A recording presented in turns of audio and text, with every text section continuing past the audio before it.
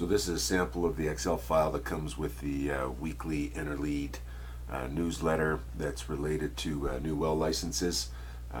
So we give it in a formatted and unformatted version. This would be unformatted, so it makes it easy to come in and take a look at what's happening last week from a well license perspective.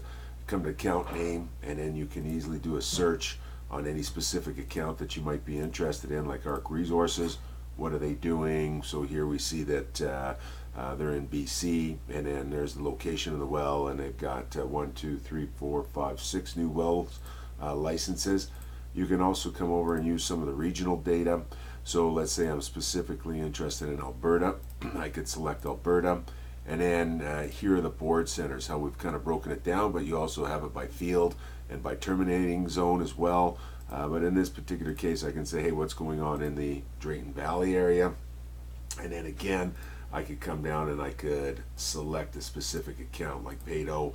And then what we see here is the account name, the application number, some information about the well license. We come in and there's the field, and we see it's natural gas. We can see what the projected depth is going to be of the well. We can see the person's name who submitted it, and then we can see some more details around the location. So fairly straightforward as far as being able to come in.